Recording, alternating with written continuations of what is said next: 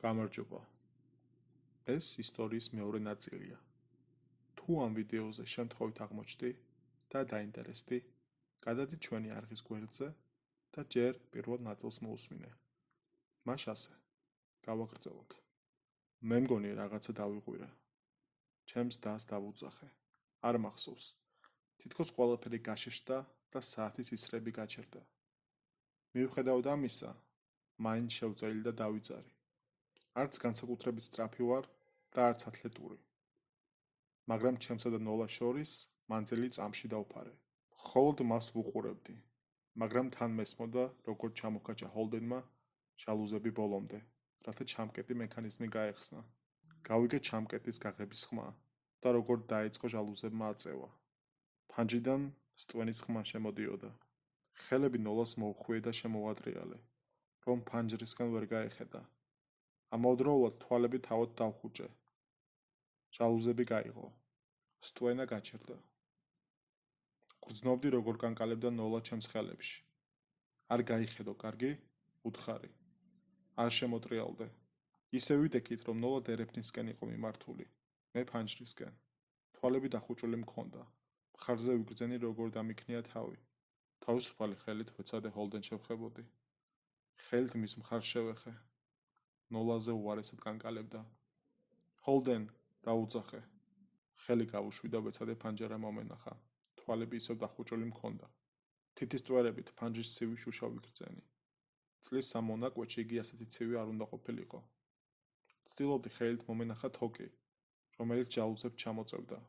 რაც უფრო ხშირად ვადებდი ხელს ფანჯარას, მით უფრო თბილი ხდებოდა იგი. თითის წვერებზე მსუბუქ ვიბრაციას ვგრძნობდი.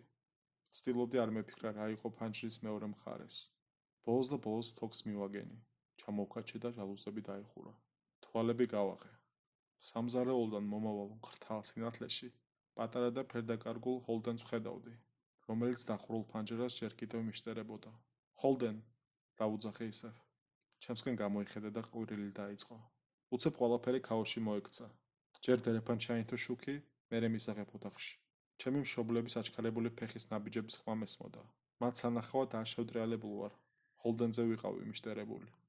ჰოლდენმა ჩაიფსა. სახეზე ფერი არ ჰქონდა. ტურჩი ისე მაგრად ჩაკბინა, რომ სისხლი მოსდიოდა. ზურგს უკან მამაჩემის ხმა გავიგე. რა მოხდა? ჰოლდენ ძლივს მოვაშორე თვალები და მამაჩემისკენ შევმტრიალდი. ვუთხარი, რომ ჰოლდენმა გარეთ გაიხედა.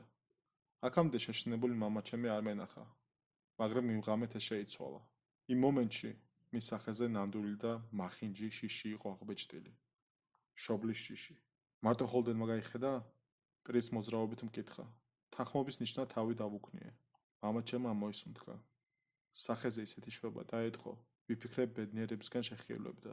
მაგრამ როგორც კი ჰოლდენ შეხედა, მამაჩემის სახე ისევ შეიცვალა. თავისი შვების გამო თავი დამნაშავე იგრძნო. კარებზე კაკუნის ხმა გაისმა. ყველანი გავშეშდით. ჰოლდენს ტკმული აღმოხდა. არ უპასუხოთ, თქვა დედაჩემმა, რომელიც დერეფნის ღრუბლზე იდგა. ყოველთვის მეგონა, რომ ამ ყველაფრისადმი დედაჩემი სკეპტიკურად იყო განწყობილი და უბრალოდ მამაჩემის ხათრით არაფერს ამბობდა.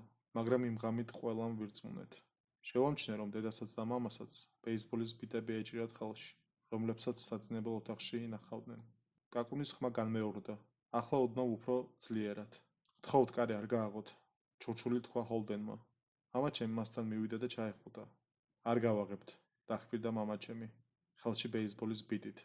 ამ ღამით აქ არავინ არ შემოვა. კაკუნი გრძელდებოდა. ამჯერად ისე ხმამაღლა, რომ კარი ზანზარებდა. ჰოლდენმა ყვირილი დაიწყო. დედაჩემი ჩვენთან მოვიდა, დაიხარა და ხელები შემოგხვია. კაკუნი არ ჩერდებოდა. პოლიციაში დარეკე, უთხრა დედაჩემმა მამაჩემს. კაკუნი უეცრად გაჩერდა. მამაჩემი ჩვენსკენ გამოიხედა. იქნებ მორჩა. წინადადების დასრულება ვერ მოასწრო, რომ კაკუნი გიჟური სიმძლავრით განახლდა. პოლიცია, თქვა ვიღაცამ კარის უკან. ხმა დედაჩემის იდენტური იყო. თითქოს თუთიყუშმა მისი სიტყვები გაემეორა. პოლიცია, დარეკე, პოლიცია. კაკუნის ხმა. პოლიცია. დედაჩემმა თავისკენ მიგვწია. პოლიცია, პოლიცია, პოლიცია, პოლიცია. გთხოვ გაჩერდი. გავიგე დედაჩემის შურჩული. არ მგონია პოლიციაში დარეკვამ გვიშველოს, თქვა მამამ. საიდან ვიცით მართლა პოლიციელები მოვლენ თუ არა? კაკუნი განახლდა. კარები ზანზარებდა. შემდეგ შეწყდა და რამდენიმე წამში ისევ გაისმა, მაგრამ ამჯერად სახლის უკანა კარიდან. ყველამ ერთბაშად უკანაკაესკენ გავიხედეთ, მაგრამ როგორც კი ეს ვქენით, კაკუნი ისევ წინა კარებზე განახლდა. წინ, უკან, სიჩუმე, ხმაური, რაღაც მომენტში ხმაური ორივე მხრიდან მოდიოდა. თითქოს ვიღაცა ორივე კარებს უროს ურტყამდა. შემდეგ სახლის ყველა ფანჯერამ დაიწყო ზანზარი. მერე კედლებიც აყვნენ. თავს ისე უგრძნობდით, თითქოს ბარაბანის ცენტრში ვიყავით მოქცეულები და მას რამდენიმე ადამიანი ერთდროულად ურტყამდა. თითქოს რაღაც მტაცებელი ცდილობდა ყუ თავისი ნიჟარიდან ამოითრია. გაჩერდი, დაიყურა ჰოლდენმა. კაკუნი შეწყდა. არავის ვეტყვი, თქვა ჰოლდენმა, კარებს მიშტერებულმა. პირობას გაცლევ, არავის ვეტყვი რა დავინახე, უბრალოდ თავი დაგვანებე. ერთი წუთი სიჩუმე იყო. შემდეგ ფანჯერაზე მსუბუქი დარტყმის ხმა გავიგეთ. იმ ფანჯერაზე, რომლიდანაც ჰოლდენმა გაიხედა. ჰოლდენმა ტირილი დაიწყო. ტიროდა როგორც პატიმარი, რომელიც თავისი საყინიდან უყურებს, როგორ უშენებენ მას სახრჩობელას. მამაჩემი ჰოლდენს ეხუტებოდა, თმებზე ეფერებოდა, მაგრამ არაფერს ეუბნებოდა. არ ატყუებდა. არ პირდებოდა, რომ ყველაფერი კარგად იქნებოდა. ფანჯერაზე კაკუნმა მთელი ღამე გასტანა. არ ვიცი, რამდენი ხანი ვიყავით ერთად შეყუჟებული მისაღებ ოთახში. ბოლოს დედაჩემას სცადა ბავშვები ჩემს ოთახში შევეყვანეთ. მამაჩემი კიდე რეფანში დარჩა და კარებს უყურებდა. მაგრამ როგორც კი საცნევლისკენ დავიძარით, კარებზე კაკუნის ხმა განახლდა. თან ისე ხმამაღლა, რომ მისი იგნორირება შეუძლებელი იყო. მეშინოდა, რომ კარი ამდენს ვერ გაუძლებდა. როგორც კი მისაღებ ოთახში დაუბრუნდით, კარებზე კაკუნი შეწყდა. მხოლოდ ფანჯარაზე აკაკუნებდა ვიღაცა მსუბუქად. რა თქმა უნდა, იმ ღამით ვერავინ დაიძინა. კაკუნი დილის 7 საათზე შეწყდა. აქ მზე მიახლოებით ამ დროს ამოდის. კიდევ 2 საათი მოვიცადეთ, სანამ მამაჩემმა ერთ-ერთ ფანჯერაზე ჟალუზები გახსნა. სანამ ამას იზამდა, ყველას გვითხრა მის საცნებელში შევსულიყავით. იქიდან გავიგე, როგორ გააღო სახლის კარი. კარგი, თქვა მან მორჩა. ჰოლდენის მშობლები ლანჩისთვის დაბრუნდნენ. ჩემებმა ჰოლდენის სახლში მიიყვანეს და მასთან ერთად დიდი ხნით შევიდნენ. ნოლა და მე ამ ყველაფერს ჩვენი ფანჯრიდან უყურებდით. როდესაც მშობლები დაბრუნდნენ, ისინი მოსალოდნელად ცუდ განწყობაზე იყვნენ, მაგრამ ჩვენ არაფერი გვითხრეს. კვირა იყო. მთელი დღე ერთად გავატარეთ. პიცა შევუკვეთეთ და ფილმებს უყურებდით. იმ ღამით ყველამ ჩემს ოთახში დავიძინეთ. მე, ნოლა და დედაჩემი ლოგინში ვიწექით. მამაჩემი კი სკამში იჯდა. იმ ღამით ან მას მერე კაკუნის ხმა აღარ განმეორებულა. შემდეგი კვირა ჰოლდენი და მისი ოჯახი ფაქტობრივად არ გვინახავს. ხუთშაბათს მათ სახლთან სატვირთო მანქანა დავინახეთ. სკოლიდან დაბრუნების შემდეგ მე და ნოლა ვუყურებდით, როგორ ალაგებდა ბარაკს მანქანაში ჰოლდენის ოჯახი და გადასასვლელად ემზადებოდა. ყველაზე მეტად მახსოვს, რამდენად დაღლილად გამოიყურებოდა ჰოლდენი და მისი მშობლები. სამივე ერთნაირად ფერმფრთალი და მოგუშულები იყვნენ. თვალებში სიცოცხლე არ იტყობოდათ. ქუჩის მეორე მხრიდანაც კი ვხედავდით, რომ ყველაფერი ძალიან ცუდად იყო. ჰოლდენმა და მისმა ოჯახმა უბანი მზის ჩასვლამდე დატოვეს. მახსოვს, რა უთხრა მისასალმებელმა კომიტეტმა ჩემს მშობლებს, როდესაც აქ გადმოვედით. ყველა ვინც ტვენის დროს გარეთ გაიხედავს და მას შეხედავს, არ კვდება, მაგრამ მათ თვალებს სიცოცხლე ტოვებთ და მათი დარჩენილი ცხოვრება უიღბლობით არის სავსე, მილიონი პატარა ტრაგედიით. ფიქრობ, რომ გარეთ ჰოლდენის მშობლებმაც გაიხედეს. ან თავიდან არ სჯეროდათ, რა დაემართა მას ჩვენთან ყოფნის დროს, ან, რაც უფრო სიმართლე მგონია, უნდოდათ შვილის ბედი გაეზიარებინათ.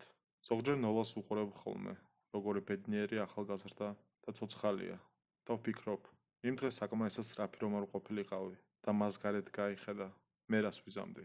იგივეს გავიმეორებდი, რათა მისი ტვირთი გამეზიარებინა მის მხარდასაჭერად. მიხარია, რომ ამ კითხვაზე პასუხის მიღება არასოდეს არ დამჭირდება. ჩვენ ისევ იგივე უბანში და იგივე სახლში ვცხოვრობთ. ყოველ ღამეს ტვენის ხმა ისევ გვესმის. ეს უბანი და იღბალი, რომელსაც იგი გვიზიარებს, ზედმეტად კარგია, რომ მასზე უარი ვთქვათ. ახლა უფრო ფრთხილად ვართ. ღამისთევით მეგობრებს არ ვიტოვებთ. მამაჩემი ჟალუზების გასაღებს ძალიან კარგად მალავს, მაგრამ მათი მოძიება არასოდეს მიცდია. ყველაფერზე პასუხის გაგება საჭირო არ არის.